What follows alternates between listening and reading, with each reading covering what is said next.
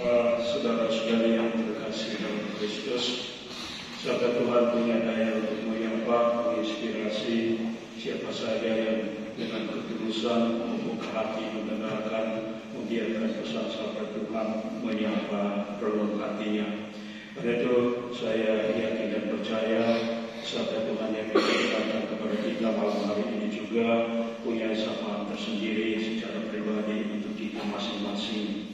Mari kita bersama-sama sebagai satu komunitas, sebagai orang-orang yang bersiaran bersama Tuhan yang memanggil dan mengutus kita merenungkan beberapa hal yang bisa kita ambil sebagai pesan untuk kita dalam kebersamaan hidup kita bersama.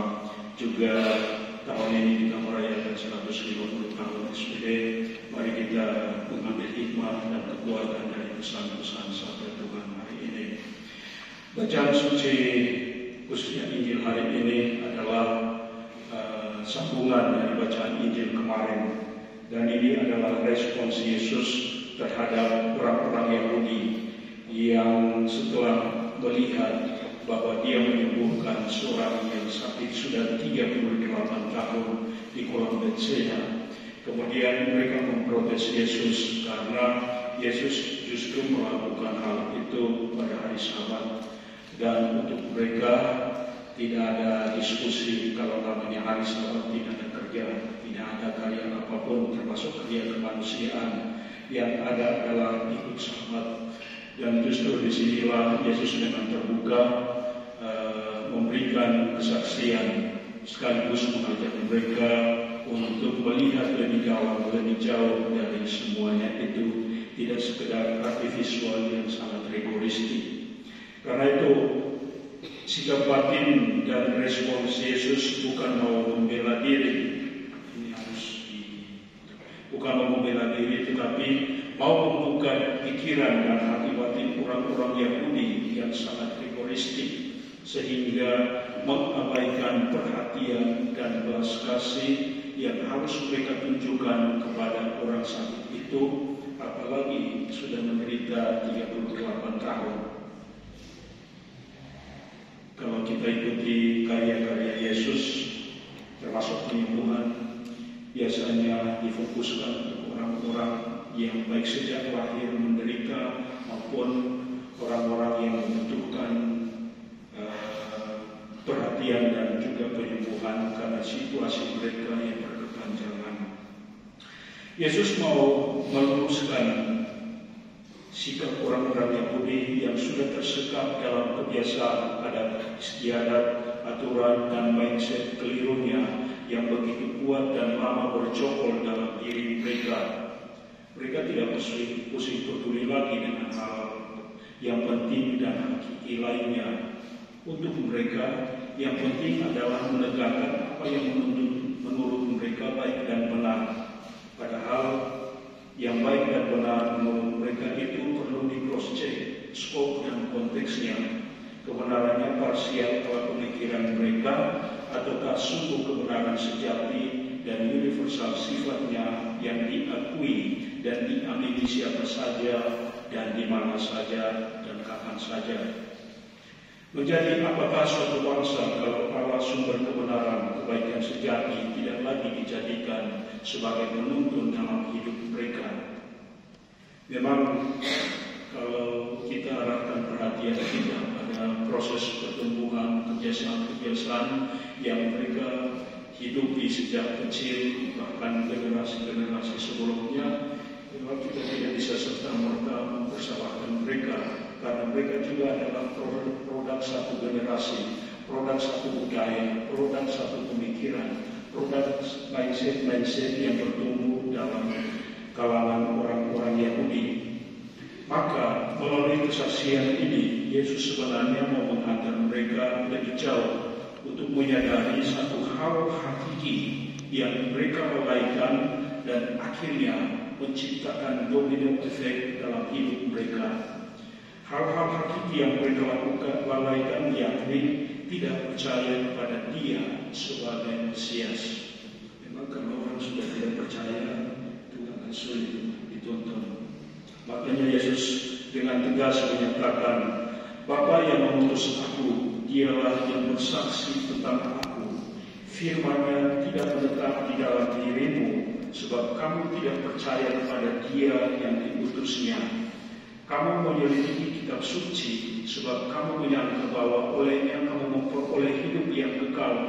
Tetapi walaupun kitab-kitab suci itu memberi kesaksian tentang aku, namun kamu tidak mau datang kepadaku untuk memperoleh hidup itu. Tetapi tentang kamu memang aku tahu bahwa di dalam hatimu kamu tidak mempunyai kasih akan Allah. Yesus mau menegaskan bahwa hal dasar yang perlu mereka lakukan, yakni percaya kepada kehendak dan rencana kasih Allah Bapa yang mengutusnya untuk mewujudkan karya misinya, karya penyelamatannya. Karena dengan kesungguhan dan percaya total kepada Bapaknya, mereka akan membuka ruang bagi Allah untuk bertakhta di dalam diri mereka, dalam budi, dalam hati batin, dalam jiwa mereka, bukan menciptakan lembut emas buatan mereka seperti yang disampaikan di Mazmur tadi, dan dijadikan sumber kebenaran, penjamin hidup dan sukacita sehingga disembah.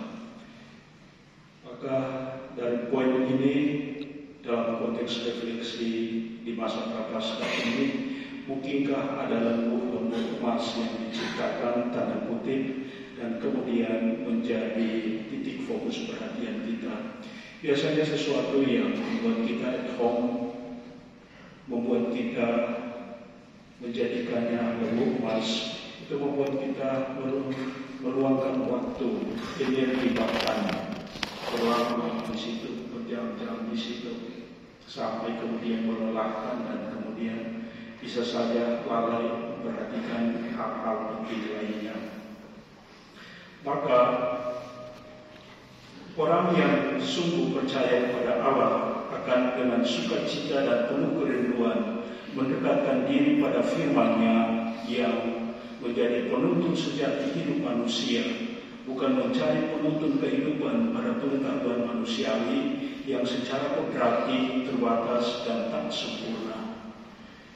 Itu kalau kita ikuti movement-movement, khususnya setelah COVID, itu banyak sekali komunitas, khususnya di kalangan awam, itu banyak sekali komunitas-komunitas rohani, baik yang kelompok doa, Bible communities, juga komunitas-komunitas yang bergerak dalam bidang kemanusiaan. Dan ini menjadi satu indikasi bagaimana awal menyadari pentingnya kedekatan dengan Tuhan, pentingnya mendekatkan diri dengan sabda Tuhan sebagai penuntun yang kemudian bercahaya dari dalam dan menuntun mereka dalam kehidupan mereka. Kami di Sumur Yakum mendampingi beberapa kelompok baik offline maupun online. Dari seri-seri mereka itu kelihatan jelas bagaimana kerinduan mereka bahwa sukses secara duniawi dalam usaha, dalam perusahaan-perusahaan mereka, tetapi hal-hal sederhana yang bernuansa dalam konteks sabda Tuhan kemudian mereka temukan, mereka sadari, mereka amini bahwa itulah yang memberikan kesejukan, ketenangan, kedamaian, sukacita dalam batin mereka yang terdalam. Itu juga ini menjadi satu inspirasi untuk kita, apalagi tarekat kita dalam sabda Allah, bagaimana hal-hal ini mengajak kita untuk kita mempersiapkan diri dalam masa formasi ini untuk sungguh memperdalam, mendekatkan diri dengan Tuhan dan sabdanya, sehingga kemudian kita menjadi pembawa-pembawa cahaya dalam kehidupan mereka. Musafir sejati akan menyadari pentingnya diterangi dan diresapi oleh cahaya kebenaran dan kekuatan firman Tuhan, sehingga dia bertumbuh dalam tuntunan cahaya kebenaran, menaruh harapan kepada Allah yang Maha Kuasa dan sumber kasih sejati yang tak pernah berhenti cinta perhatiannya kepada manusia dan seluruh alam ciptaan. Inilah yang ditunjukkan oleh para murid Yesus. Ada dari para murid Yesus sendiri, ada yang berasal dari wilayah Yahudi dan bertumbuh besar sebagai orang-orang Yahudi dengan segala tradisi dan aturannya. tetapi kesediaan mereka mengikuti Tuhan dengan seluruh jiwa, raga, hati, budi mereka secara total akhirnya dipakai Tuhan menjadi penyalur keselamatan dan kasih Allah ke seluruh dunia. Inilah pengalaman Rasul Paulus yang adalah juga pelindung komunitas kita Seminari Tinggi ini, yang kita semua tahu kisahnya. Ini juga pengalaman Santo Ambrosius Jansen, pendiri kongregasi misi kita. Dia lahir dan tumbuh besar di Jerman, dan seharusnya sebagai orang Jerman dia harus mendukung program Kulturkampf sebagai upaya kerajaan Prusia yang mau melepaskan diri dari pengaruh gereja Katolik. Tetapi kedekatannya di dalam keluarga sejak kecil dengan Tritunggal Maha Kudus, dengan sabdanya, dan sebagai imam Tuhan, dia menyadari dan membuatnya dia dengan bijak dalam terang iman melihat dalam kacamata karya agung Allah untuk mengambil sikap tetap mendukung karya misi universal gereja. Kalau Jerman menolak pengaruh karya misi gereja di wilayah Prusia dan melarang imam-imam Tuhan berkarya di sana, maka apakah salahnya kalau mereka dikirim ke tempat-tempat misi yang sangat membutuhkan kehadirannya dan kehadiran mereka sebagai misionaris. Dan seluruh kehidupan Bapak pendiri sampai akhir hayatnya sungguh membahasakan satu imam Allah, satu hamba Tuhan yang sungguh memasrahkan dirinya pada penyelenggaraan ilahi. Doa suku jam itu memang untuk kita sudah terbiasa dan mungkin kadang hanya kata-kata saja, tetapi merenungkan kebenaran di balik doa suku jam itu yang didoakan Bapak pendiri setiap 15 menit. Sebenarnya di balik itu menunjukkan kepasrahan total Bapak pendiri kepada karya penyelenggaraan ilahi, karena dia sungguh menyadari hanya dengan pertolongan karya ilahi Allah dalam hidup dan karya seorang hamba Tuhan, apa yang dilakukannya bisa berhasil dalam kasih dan kekuatan Tuhan. Inilah fakta-fakta sejarah yang meneguhkan kita untuk semakin yakin dan percaya bahwa karya Allah tidak bisa dihalangi atau dikerdilkan, apalagi disetir oleh budaya dan semangat hidup yang berseberangan dengannya. Yang menolak Allah dan karya agungnya akan redup, bahkan gagal serta lenyap pada waktunya. Dan Allah yang kekal akan tetap hadir sebagai sang kebenaran, kebaikan sejati yang didambakan dan dicari, karena sungguh terbukti dalam sebagai sumber hidup sejati.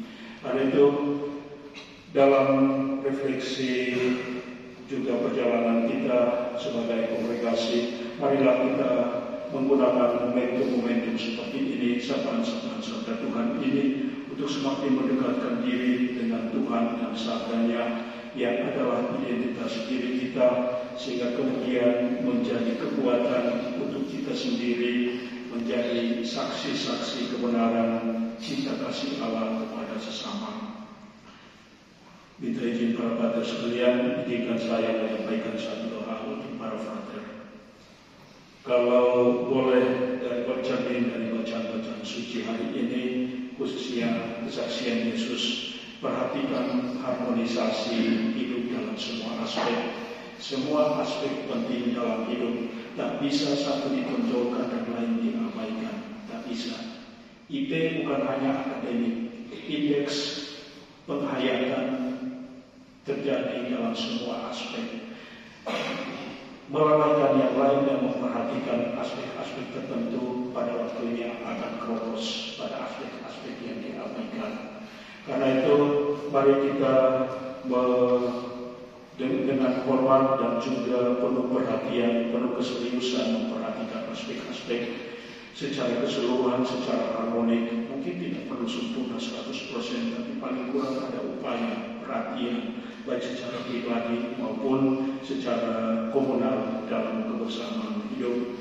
Kiranya perayaan kita 150 tahun SPD ini menginspirasi kita untuk turut memikirkan karya-karya yang semakin dibutuhkan oleh Tuhan, oleh gereja, oleh umat, dan juga oleh masyarakat luas untuk menjadi pembawa berkat, untuk menjadi pembawa cahaya dalam kehidupan Siapa kita kalau Tuhan tidak berkarya dalam diri kita?